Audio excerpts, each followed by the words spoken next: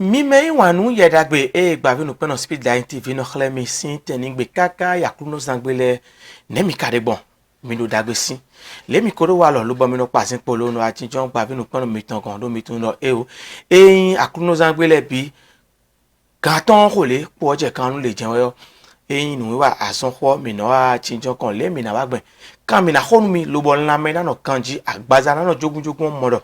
mina atinjon wa mon koton kan akruno zangbele bi chobo fogbojo eno ade nu mi akhosu zangbele besin gantene same tome mi ko le vo atinjon kan ne mi kale gbon modo mi me bi ma ro dagbe ya mi dele mi do dagbe akuno gbe to na mi dele ohun mesin la me no dagbe bo mi ko atinjon eyin ason kho kan yin no pro no fia le mi kodo wa lo no tungbe no pla chiro no po wa bo mi no zi azon kwin no po mi no zi azon no po le mi na wa gbon lo ba yo jina fa lo bo nla mi na no kanjo mi no zi ho mon koton wa tejifi lo bo no do khorego be mo jeme yo mi do fo mi to le gbe yo mi no do mo jeme mon koton me ko impo wa na do ke siton mi ne mi gare mo me da ho do pe ron kro no mi do da gbe ya do pe mi o mi na tun ko mi ton ye no yo mi do Bokosa NS Adrien Bokosa NS Adrien bo mi toto la me na no kanji yo mi no do canton ho mi no canton ho pe na chanu mi tin e bi yo mi na kendo asondego chobo mi kana kendo azomon koton go na bi o kantendo kende wo mi na yi apamon koton sa. Encore du nouveau. Chef d'entreprise, annonceur, particulier, Speedline TV désormais très proche de vous. Pour vos réalisations et diffusion de spots publicitaires, public reportages, couverture médiatique, émissions, communiqués, avec Speedline TV, c'est presque gratuit. Profitez de notre période promotionnelle pour atteindre vos clients partout sur le territoire national et même dans les zones les plus reculées. Nous sommes partout en Afrique et dans le monde entier. Avec Speedline TV, votre visibilité est assurée. Avec Speedline TV, vous avez des meilleurs prix. Pour tous vos produits et services, nous vous offrons des espaces publicitaires à travers nos émissions, nos feuilletons et séries. Speedline TV est situé à Akpakpa, au téléphone 99 00 84 49. Speedline TV, votre télé. À son côté, gomi kado na kendo egbe. Mino se hudu. E dio mi na do hudu bi. Azon te kan hudu. Hudu yo enantenwe journaliste. Hudu yo de encore de so mi o segbon azon de bo humewe no. Bo eyin me de do hu to me no wuli yo vogo yo mi de mi na le musculaire. Hu maison e ne. Bo hu mele no wuli pete le afogome ali. Fi huve o pede le bi pete le debu eno montan ko ena montan ko eno ni lo me mon koton a ofia sa mon koton wa wona tuno aso mon koton la mi ton dion kuru yo do poje di akalo kekeji we di kuru yo journaliste alo pa de yo esu ko ba izen mo e di do kuru po aizen we di aizen me no le bi fi me do ko de bo me debu se nkoton eno di hesi mi ka me na ton aizen le bi ka de me aizen le yo mina mon forme AS AC SC CC AC SS et enfin AA. Donc il y a pratiquement 7. Et ready. C'est mon compte ready. Bon. Wo ne le bidien la lo dagbe ton de men. De tele kan la de men. Wo ne le men. L'idée wo jan dobo de zande yo. Bi fi la dokpo we yin la de men tamo men bidon di resina. Me bidon di resina. Oui n'était. Et ouais forme SSO. Et SSO. Et do me de hudu no de façon générale mais de bouesser non SS ouais. Forme ado alors pas SSO ado ni ho amodo emile mi hudu no ne do me de do AS AC le me de do le me do pedi le flo le hudu no ti amodo ado de su akbonjala ka ado SSO ho wani parent le parce que gbe yi ho bondo yen do yi bo m'a donné mes 10 ans de le roi me bon mi de mi d'habitude mon blog mon université là a sauvé quoi d'ahora là ESMB né HCM né là finalement ko kam encore ton lego né UKO université vers Cotonou support et mi donc quoi de monde étudiante les support dans tout support dans tout mi directeur d'école là et support dans tout donc binodo quand il est roi bonodo yiwe parents les support de yo le ho wenu ni edo wa iblo kulu kulu si analyse même kaka je di edo tro eno do e onye no jaso mon koton dia e do kunche me o ma bla analyse ton na ka tu me do po mi to me ko ne ho ne edo ando hojo ho ni me na do vie kulu kulu no e nu pede ko we na jiro hen de me e no gba fo aye o pa se sunu e na iwana si o ganji be na da ide le e ne ma ka bla analyse o ane bon moi dinjo fene wa mo gba ite na jiro we vinu kon ton e dibo kenje ke ya zon jeje de ba ibla analyse e mo do mo we ne no we go ka ro ko pe wa we go lo mo je te o mo je level yin me mo yan e no chadu mo yan mi se ku ibu consuler na e no chadu kan no ku po do popo won wa imo nkan we ne no tro lo sunu o e da che bona to ho de vodo to ho me ni yan wi a bona jivi dagbe huru ho yan lewe ime no sun si me ton ta won parce que et na fini bon en si na ho me ya de ka na construire foyer ton de vodo na jivi dagbe le don bon yo ton le na no fi bon e na je kuku ji de gudu ka bi e kana so so bo sunu e wa fini akwaje na onzan da so me wan yo na cha e na cha je si e wa no nu kon yi no ba si e kana wa no bi lo level zan do aso mo nko ton e o ne ka no jegbon e no do me we ade mi no se ro e pin we zin ori e ro pin pada pa me ton ori oranblo attention to na couleur me mo a o ro pin di huru yo ne ka no je yo pin ta e no do me we alo resin no huru e no ji me po e no do me dia e ma ji we po ahun o ka si abere ki ma ji we glofia e yo yin ason me de na do me dia e me na do me dia e no ji me po yin to tu ro pe di bo no e ji wi olo ro pe di o e we na ton po da ho po in to ro pe di bo no ro pe di o do bi do 50% dia to ro 50% e blo floor ne bo no lo do floor e kon file me kaka e na mo vie na do electric go do po bi o na mo e obe ya na do pete ton amodo file me nyewe no no mi lo nte ka no zon be no jaso mo nko ton diyan nde jade bo no zon no po no zon to tu do pe di bo no tu do pe di o akon file me kaka amodo me de na ton po da ho po e no to we ka do aka ipon kan ja amodo e o to mi ton sin to e na do di alo to mi ton sin no e le so na do e ba so mo nko ton le metele ka no je yo po vule ka mi khole no je huru dio me bien no je huru dio me pue no je bo nu yo po vu ka je yo po vu je bo traitement pe o e we so ndo mi ni do ho jo ho egbe ogun ye ho me bo traitement pe bo parent ton le do ko bo people ito to hwe kabi edu me wi mesi amasin le ba de we bo de wo e we no yin me ho de me mama bo na mo huru no yin ese so di me dojili se o be aton amo e doji o mo tin lo po yen na o ki khawe no e do hwe na yin va wa bi no be bo mi no do ni ase mi no no ase yo o kle ko e ase kede we ya o mi to ase ho do ko ason gigi do me fort ye tu mi kana point lo wa me do pa we pon do kle ko ta e we o do yo nde gbo fiji ni o e na do bro ase we so we gbo fiji a eyin o ibi o apa ko mi no dibo mi le woja apa mi no bo ndo ho pe de nu o amodo yo nde le dibo no de ho le san matun me ro po gbe to ro po karo te o e re na je hudu alopa mi do kaka re ten we de na je bia alo me ro po e ton ro po ati to ro po gbo ro po ajo to ro po poro po ge no do hudu ya do we kon gbere a npo yen no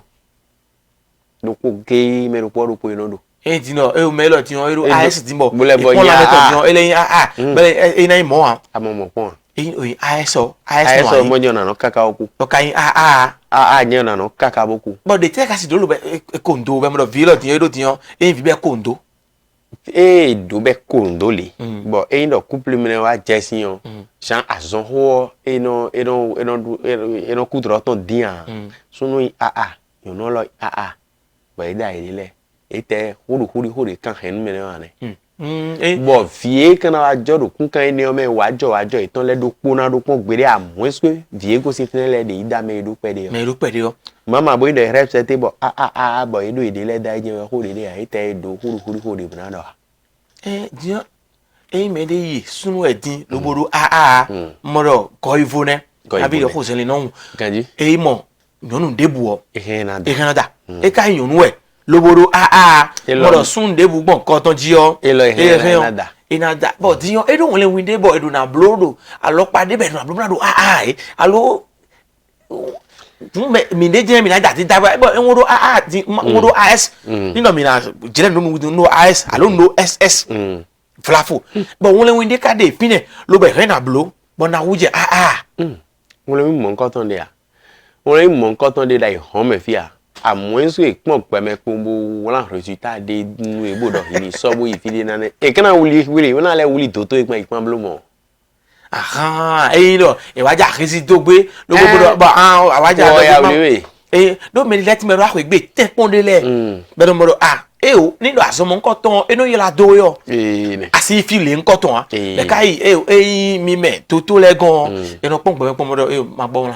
ni bo ni ida mo do no e da kaka eno amu amone o ga so toto aton afo na bo na mo do po sin flo be na do tintri na le bi na wala bona wa mo nkan ton ti yon di do ason jewe yo eno yege alinchi yege nlechi yege tachi huru no ani e kana ozun fan be na mo do me lo ti yon e do ve ason ton se we orúkúrú náà ẹ ọtán bẹ pọn wọn ẹ má yẹ kó de ẹ nẹ ẹkí pẹ náà fìdí mìíràn jẹ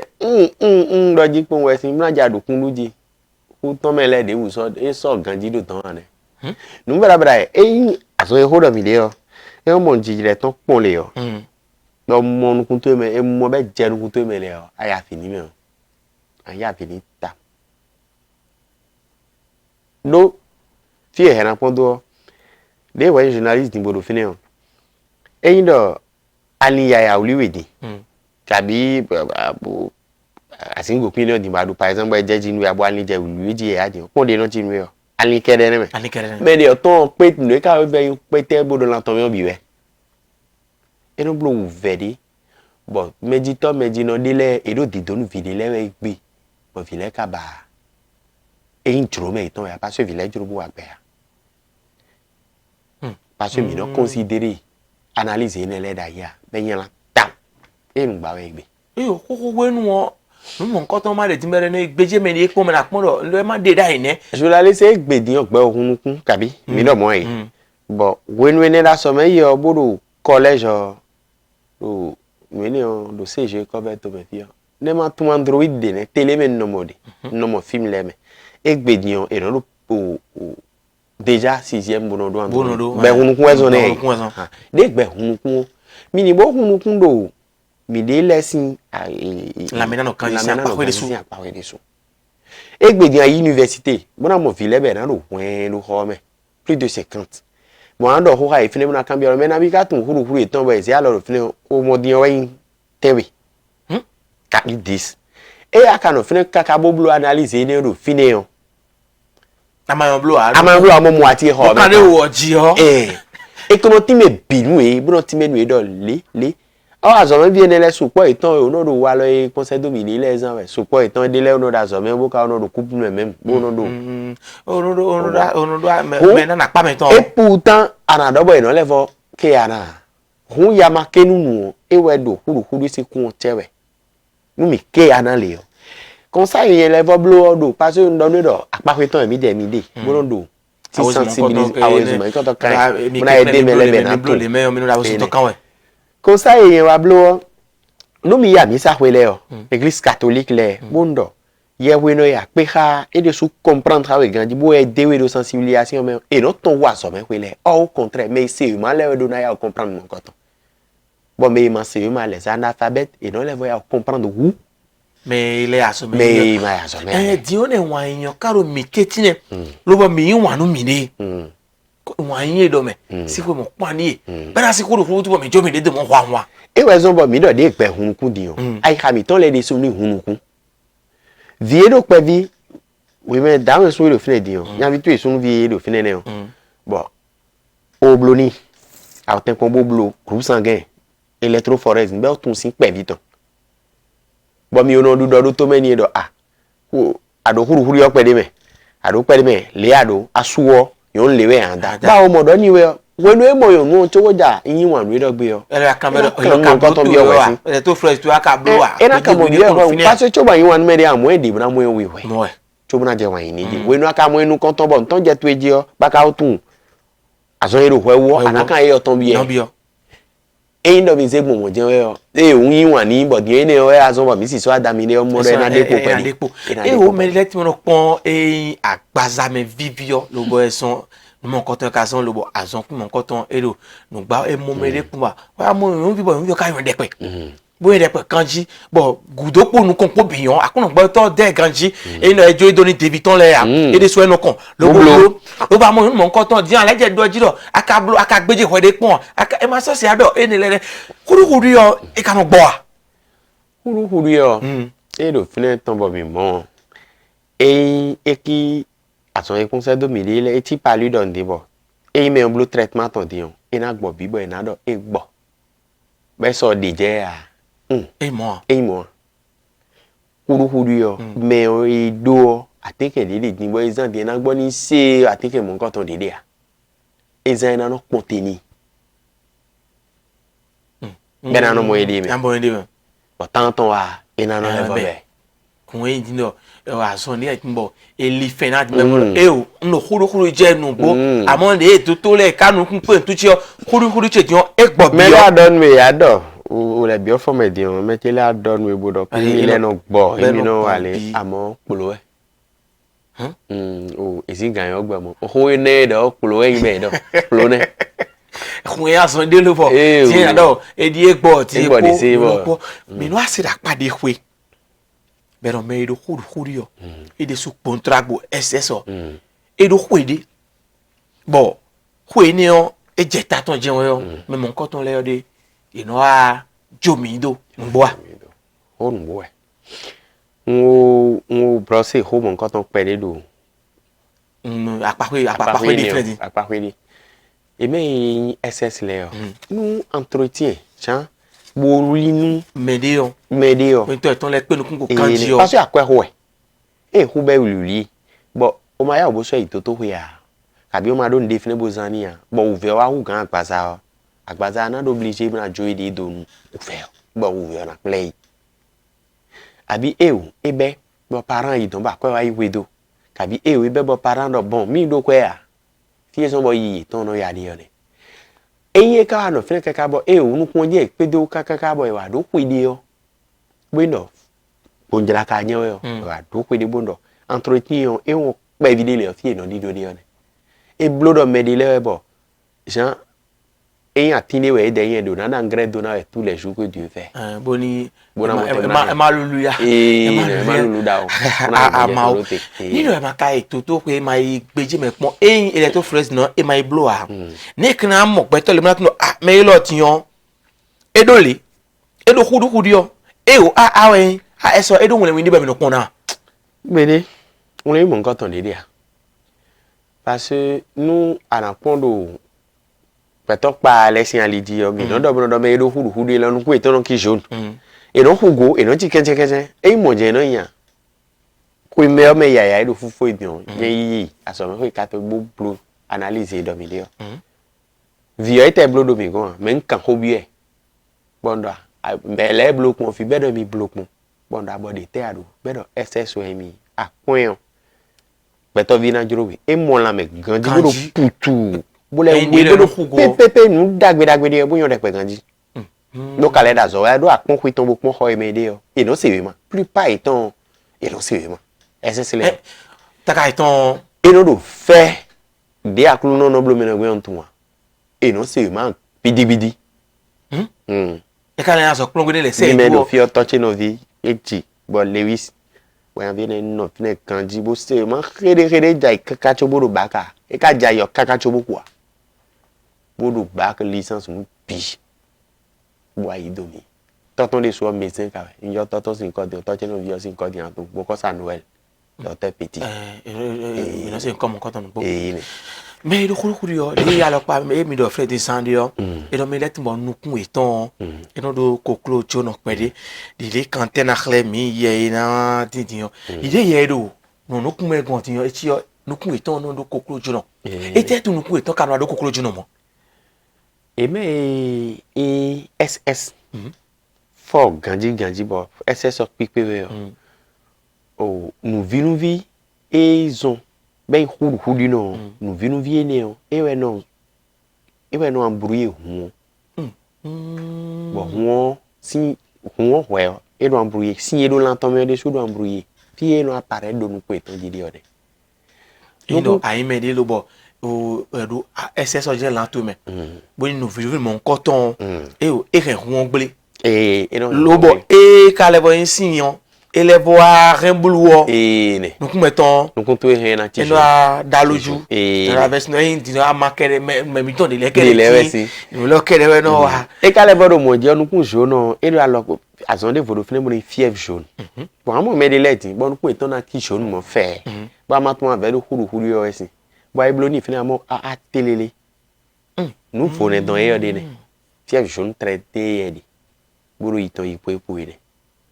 mwe zo boy do mi na pon do kun do e o mi mo me de dimbo e yin do nu kun ton ti jono mi na do e khuru no ele zo mondo me le kala mo je na analyse ton je en bloc en bloc ouais agora no agbeji me de ko ton na ko tu no me le odion e do khuru e do wa e do mi mo me de na le dion mi ado e o nu kun ton ti ko klo jono le ka ti gbe dion alopa e de ye o ni na gbe dion me lo khuru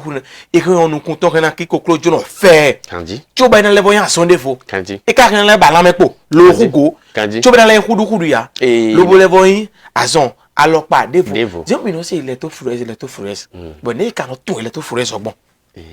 electrophorese e je yin khuru yo tin akota mi ma lo di mo akota teme de e anatun to yo anayi peje anana hun to mi de gon di ondo azo ho mi ton si akobe ne o mo do ni mi do azo mi de no aro si akobe ni awa mi de gon di mo na hun to yo pe de yo mi na yi bona na we kaka ya san ton mo elibi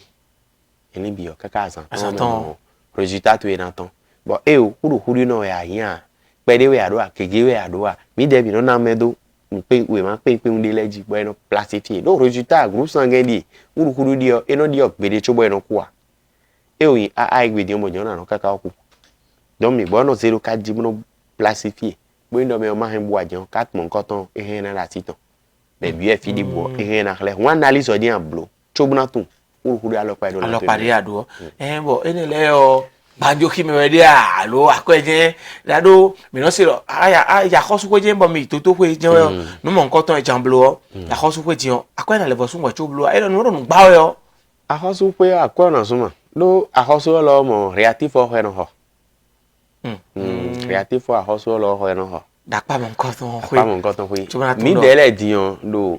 azo pe a khosu mo do na ma do ndo me pa pe côté de yo si ako mi de le gun mi do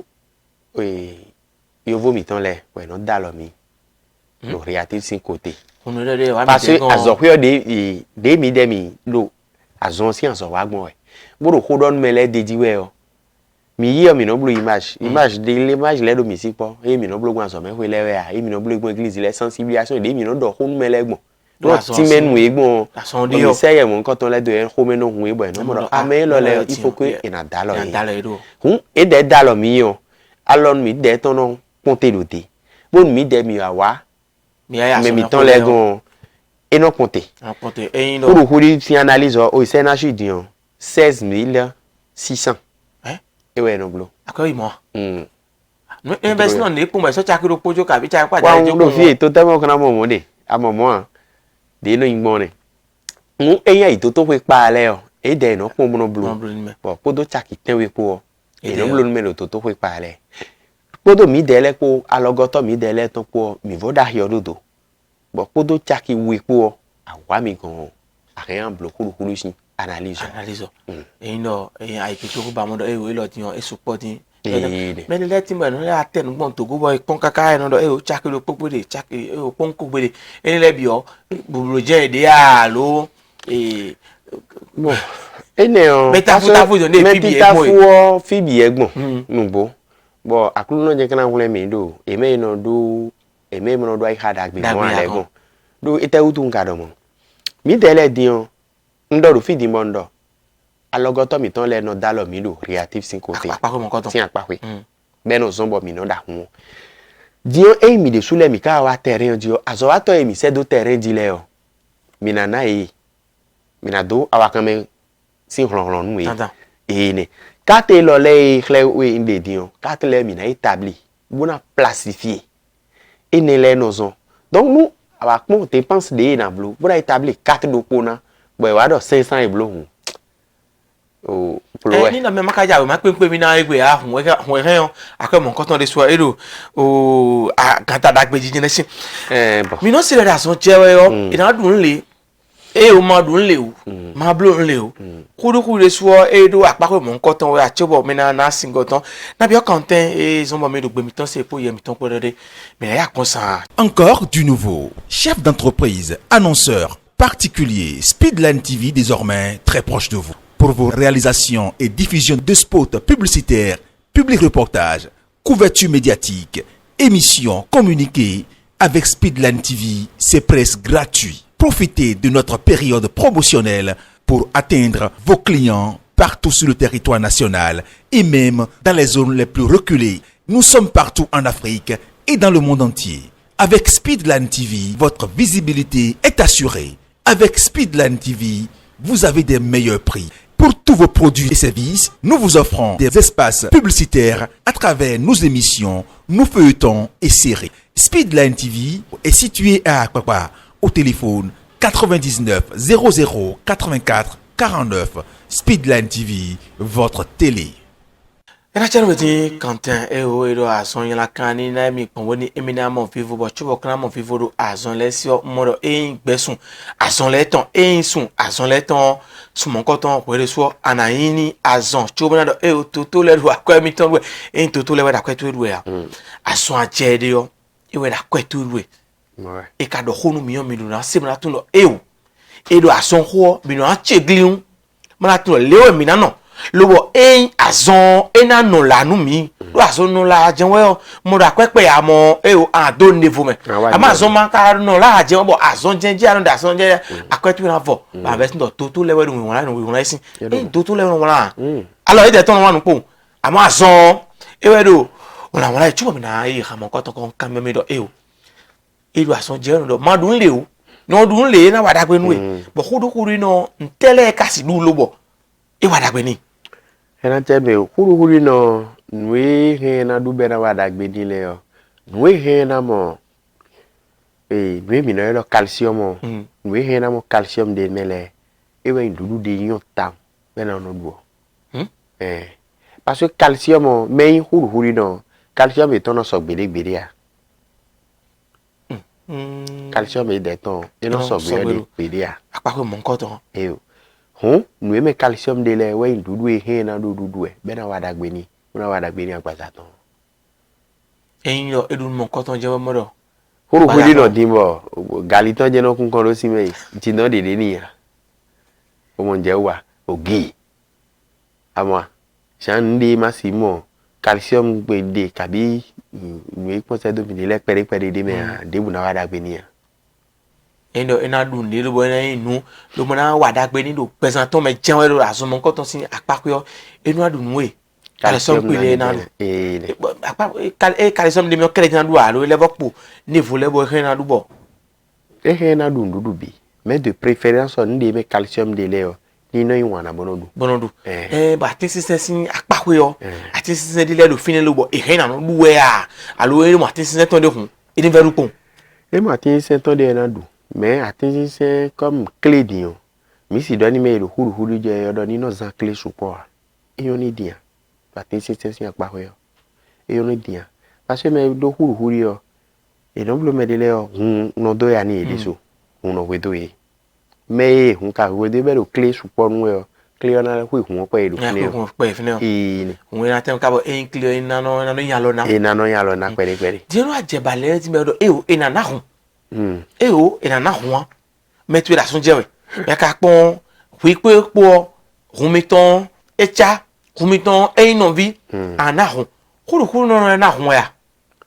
huru no si hun ebe odo nu an bo ka hwe ni na gbe gboropo na do to mu na pojo ne gboropo jen la su ti bo me bi pojo e bo hwe na ijogbo dia esi jogbo a donc hun ni na ho de kan ye ya kuru no jan yo hun ni na ho de ke ya yo do to le pele na do ni na do nyanti gbede parce que eyin point bo pon ni no me to bo de hwe asison pele na kan bi de ka blow analyse mon ko to pon aji bo ne do khen na kan résultat bi eyin do boy modo huru no je yan ya do ni do gbede yo ku de me o ya do mo ni bo gbe to la meto ka do puchu kanji be modo hu go a bo afoyan ya gbeje pon lo bo ina hun lo hun ni na lie e ma no gbeje me pocho no na hun we no aja o mo nkan ton zangbe o no agbeje fun pon modo mo lo ti e ka so gbe bo e ka hen ina sa ganji we ne ja igbe di e ma no gbeje pon aye ti on ene hun ni ne be gbeje pon me do huru yo e hen na le to huru no sin huniya e ka si so do ni media e me na ku o ku je gbo na ku do won ene odo aso ku pede ne bon ale ba kondo medio sin la me o ama mo re ku so pe ni wa no aso ki mo nkan ton aso e mo da bo mo la so ku tede me je e si huzu ni me de voa parce a huzu ni wa so e medio la me a huzu ni pe ewe so bo amo bo medile dio eyi hun ero hun na wo ndo azon ku e yore patito ya bjo gbezan ni o bo ne mo de pati di be din ere yo ina yido po bo na ye na do ndo que ina do ami dudute e je mo don wi jin tun do e patito do e patite ne ina do ami dudute po na do no e version dudute ina do glasite ina do biate e je ne le don wi jin tun do won wo e chawe un a ti sebo yi yo anana mere kana za ina so yin pe resi za apapo do kuro fine bo o medio di do huru yo pedi edo as sunu one bo yon nu on de suo edo as eja bijigbe o mo do eja bijigbe o bi eton le ren ina video vi chubo de let mi o na gbe na bi o content o ye nu konton ina wa do apapo mo konton ina klemi na we on edo pedi de sunu mo re suo edo pedi eti mo bo suno yonwo AS bo suno lo mo yin AS vie na jile yo ana mo vi AS lo vi le me video de ndo video don e ran de me amo AS de me ana mo SS de me bada bio ana mo de me lo todo e so ropo bo no lo e so ropo filo po na wa na so ropo do na zero po de na fen we le bia lo me na hwe ton je me ija kun ba gbe ne bo an le wa mo a lo do yime dagbe na do dagbe yo de me nje couple apapo de jo nje couple de ji do pawo o mi blonu we finu konton we go AS atongo AS enego bo pode yo ewe wa yi SSO kun ni ede o bi bo no te do fi aton ka bi ene yo ina mo fi dagbe kede 50% kede yen ina mo bada dia o bada he na waru no konton me ina wa tetin na wa ika na waru we binu ye me clay o sande ti on ye me wele o vie ne weji ide mi dokwen vie ne ka ti le o modo atontin lo wo o ede je o eyan la lo wetin wo ere pere lo po flen bo te ngbejo do se we men de o ka yin barabada mo nko ton ja kun fagbe ne barabara mo nko ton nwe na fa kun eye ja asudagbe kabi ja si dagbe bo idame level do pere o kun viva ton na ya tin bo na le sin tam abi wa idame yido iton do hun bo le so out on ho sin kunkan ene o na kunkan na jo me kunkan ene o ina no dia mi daddy aso mo nko ton me no wai ti on nino suno do pere yonu do pere lo be ple lo bo yonu o enoti be pon kaka Susan oyu oton alo ene moto Susan ya ton ene et rien la pas vie pevio et do non ho même la no e o vie lo jawe gbedion e na do hudu e o e na do a e do mo ni be no pona bi et donc on c'est maintenant vie do ho me o et donc blo e na do hudu mi gonfio do me wito me fio pero cha machine le ma support mi mama yo voto me yo fio mo ho e yo no mo ho e na blo test si dat on vie do ho me na blo test e parti ton vie do ho me na blo test huru ton ene on vie do ho me e vie do ho me ss e na le adogo on détruit la grossesse parce que e na ze vie wa gbe na do ya ni ya lo yo gogo ne e de e na egle ni no mi pon dion yo vo lo me ne wa gbe me asu asi be daide afowo yan fa be bakaka bo ke ran je tout meton atago me nkan to na do e o ina do mo amele let ba e agbe ba do e o mo vi jodo e si wa lo bo wa fotogun me le asin ta mo nkan to me et non si bo igbedian la mo we ma se tole ganji bo e non si ta mo nkan to nu mo nkan to ma kana jebo ne na ido e wa ido tawe si e we so bo mi do e o ni o mi ni gbogbo oje jijelaji bo je me bi hu ido na ji bo ndo vile pesi pe video ni tun bo ni ma so wa ido e won yin wa ni chobo nu mo nkan to e azon bo mi si egbe igbedian bo ndo yen ple kha asupasipo be ido won amon kun je ido suno do pe de yon do pe de je no do ka vérité ni no do nu mi ba bo po ni no mi ton ka bi de mi tun mi de o e mena wa veje so gudo ahun me no vive be je wa je mi gbe mi de mo no po mi gbe mi de you know now that su de vo hwe o e re na won ha we ganji e na do ho ha we ganji ne bi lo ka parce asu to de su na tun do nle we so bo e do po wa eyin ejuro bugba ede ya o mo je wa amo bo mi force bo no po fini o yonu we no asu si nu o meton ta ngo ti mero fi di tan de parce que suno e da che na ido ho ni yonu e ma do de bu wa do ko ho bona ji vida gbe kere do yonu lo ka do ss bo ka ho kan mo sun ro lo mo re de so gbe ma si do sun ko idin bo ho kan sun de vo ton ne ti e ho ve o de honest ti e ve o ni yonu de honest do da su lo da su da su bo da su we do su che di sunu o di e da che bo re o mo ti mo be eri mi na gbe mi nile parce que yon le problème eton di we no ntu nde do nde a campus de bo nde yin pe po e kwa ikun me do pawo yin pe po e ko bo e do file o e je ni ofli die na do mi kuna yi o e kind of no via season kede we no e vile bi ka season mo suno po e po mi nde na ko ya do wa gan akwa je no se ido to we akwa je no san da so me e mo me de lego e kono ro problem ni vi la so me e na pe je don wude hun yon nle o we no asusin problem ni o meton ye me yunu dimboro ye mi ton pon lowo ka ro hold up mi de o sewe ti mi na tun lo e o mi mo mi de bo wa we mi de atali ho we a amisa we a toli ho we a fite mi ka bo mi de si yonu peje ko de me pon lo pon lo e o le la me ti ka de dion ndo ss of la fo wa e ndo amolo ss o mi do hun ma pon lo dion sun de ton e do moto e do keke meton le do pe edo pe 13 lo wa kuje kona o gboro sunu we ka segbe njara pa sunu we kan yomi da si tengbejuo e ka yin e ka mea bo we tí wo zero apa me na ko ye defo do modo eyan nu do pede sunu do pede o e ho mi do tin wenu e sunu o na do pede kante lobo yonu o e we ton na yin gege a e o ni o sunu we do te o apa le nkan to pe dion modo sunu o do AC yonu o do AS apa ile o pe o mi na mo vile o fi dagbe na support vile me eyin mi na mo de me ganji bona mo ase o logona ivo fi wi mi na mo le jene mi na mo bona mo ase e ase podo AS po mi lo disi mi na mo bona mo AC bona mo CS allo SC lo apa mon koton pe mo do hun vie do de de bon frère Zion imene ine ka jire o mo do o yin ni tin bo veje din ame o de o we de jile me o yon ase oloyon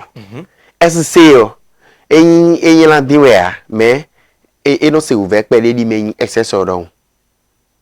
et de soi ou fia secteur de soi e ko po a we po a e na mo fie sa me SC di kabis CC ne odion e na mo fie sa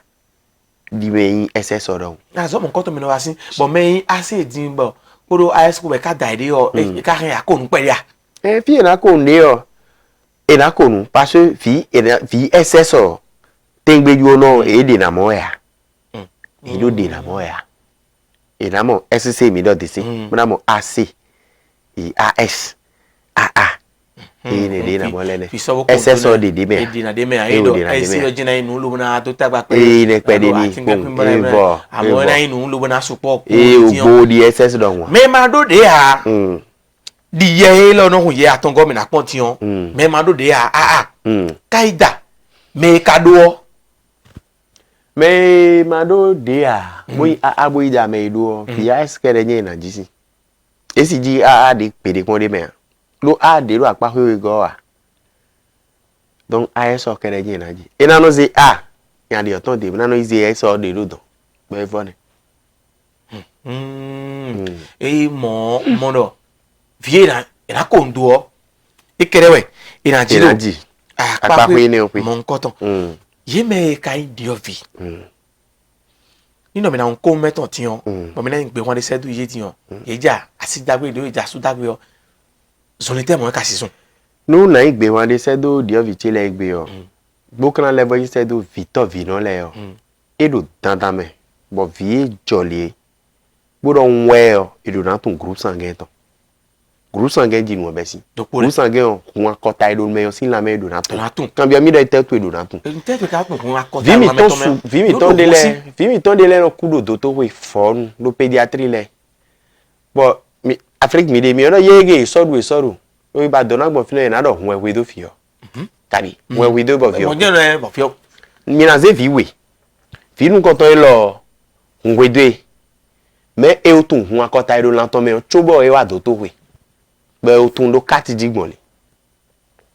me we go e blode pon e tun we mo de ya bo hun we do me we le bi boy wa de wa boy mo do kuku gbeje di eja yo e he na ti me di o si résultat de he wa bodo oblo ni na pon bo he na idi da kun mo nkan ton mo na je ti do ni ji we me de yo kan ho ni o me we na aton elo bo na ja hun igbe kan ho ni o me o e no fa cho mi no mo hun we ado ven le bi e no bu mi no ton ka mo na ton ko go fi we cho mo na mo de le bona wa yi wenwe so idon technicien ndu eye de yo etun de do mi do urgence me de a e na dun ton fo we afoyon e de so aso de lero fine ba oru to pon iwe wenwe na de résultat vite tonton to bo résultat we na wa be na ze hun wa do vi office ko no ku facilement bo mi no do na si ale no hun si apa hwe do po do yon lesson ko li we so bo hwe do mi le kan yon le ta do yon lesson apa hwe o ohun de le do fine bo e de no do si mu bo hun we ne onu ayin yon bodo bo de hopon pele gbetu me kabi de no yon di bo tonton ha sunwe bo akatun ganji do mi sunu kon na bi de do mo e lo me bo sun fo ba mo amo nugudo to ya bo no mo gba mo ba tin kede bo mo do bon retawe parce mo e no do e gbo pe nu e de gbo nu re ma nu atin kele bo ndo e na mo tembo wa o supono yin hodide parce ai nu okon sun o me azona bi de e te de clear do e ku yin ho aze yon nu aton di yon kabi ten souvent mi temps et azome vi mi temps le kabi étudiant mi temps le kabi de indio via zo klon vi le wazi aton be ban gudo ton po wazi aton afo na mo do po e do to be na do e ka do mai blo test back mo kabi hoya ai ka eton nu ko to ho e hun kan ho me dia ai ha ti ton we go atin ten kan nu bo na rattraper nu mo nko to be no ho di bo so gudo e na je vi baji do e do group sangue mu e bo sanji jo mo nko ton evo so gudo na je fi baji bona gbon sine ko loge fi obigan gbon pase le bigan bo kan bi do kabi ade ho pon we na do tige mi ku blood mo ko ton po o e ka de san moton e de san moton mo eyan bo fi o tun group sangue to sin pe vidi bo tun do e o group sangue le mo we no bo ka no do ho no kun pla group sangue ne le se we o e na tan ko mo na tun fi na ze afodo bo mo na de ho wa e ka o block pon bo tun huru ala pa ilan ton me yon de su sin pe vi o e waja show a blogbe e waja mele choisi gbe o et dans les toi tenir compte bon à ton fille dans zia fa do bon na jivi huru no be wan he na yin ene on apa no konton pe o e o enu atun kanjo tu yo apate ko e kade ene nunu konton ne Nunu konton. ti yin no azon je mi de din azon je mi na be we tu we tun apa ko e kanjo mi ton de o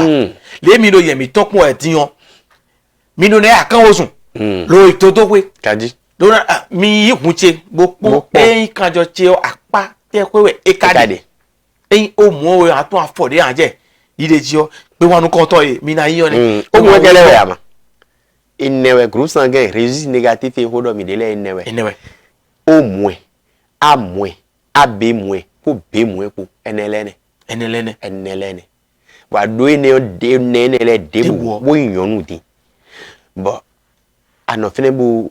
no fene ko do sunde ko bo yonu ye do registre sunu ye do registre plus wa mo honi wa me yonu wa do mwe bo ye sunu ye do plus wa mo honi bo e o jiwe aji e o dewe ade dewe ade o jiwe aji o gble do e trolo yen de do fene bo ene do sero man ti de e va ripedi e non sai d'ailleurs 45 millions non ça bon il doit donner tout avant les 48 heures il doit donner nous à san we me tout bon dia anona vioji nous ma donner à bondo à san we wa yi be di do à san ton enele o ite wa donner ça na ife ton bo a mo ho devo ho ma gble a o akana ji bona ji kuku ton nous sanguin négatif non les problèmes et non do lene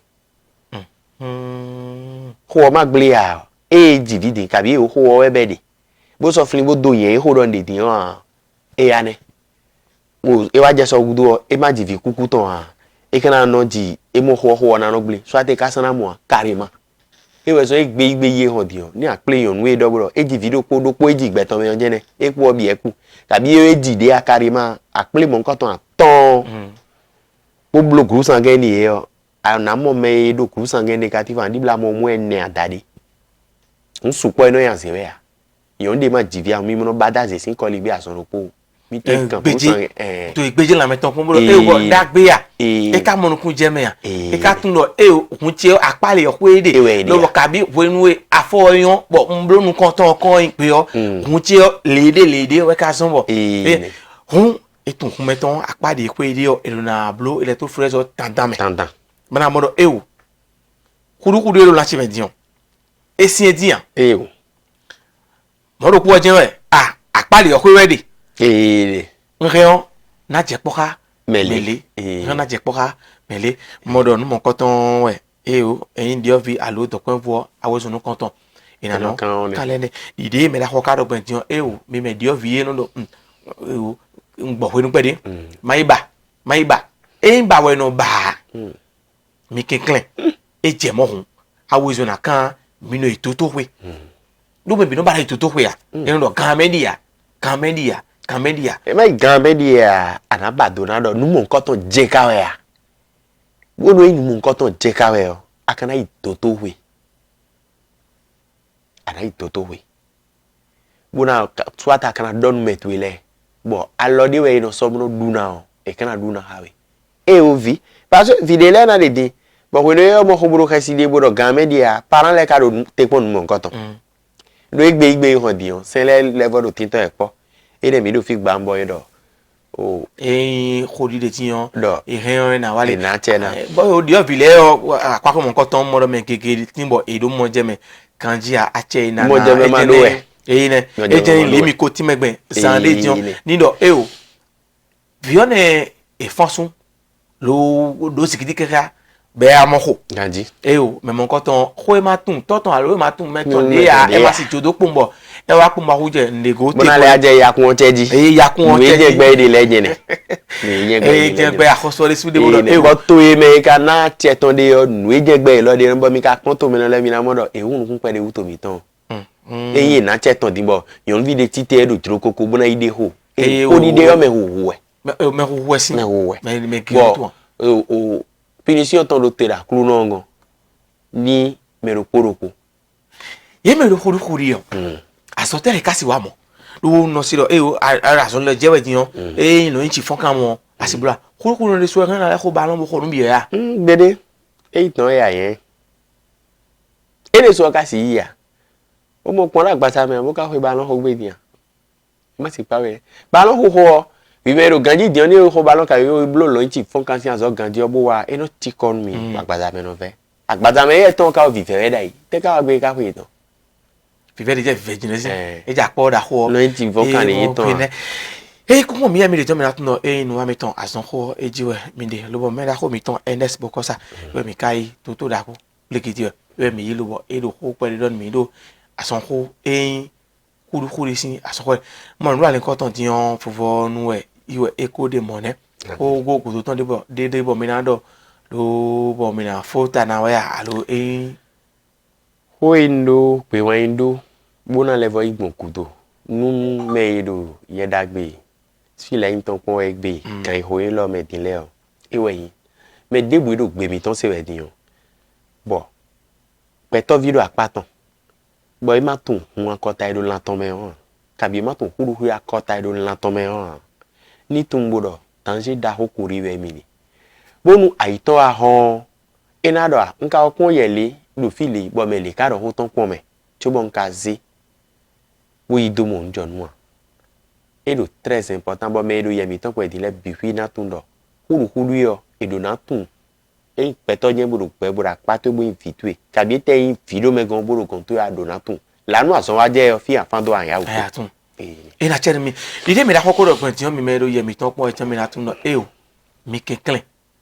to no se lo bo nukun evo ti àwọn mo do po je we nukun lo ka no se àwọn ko bo to lo eno ti ane e ka do e no to kun no ka se o to kun no vi o eno te pon kaka lo bodo yin si se to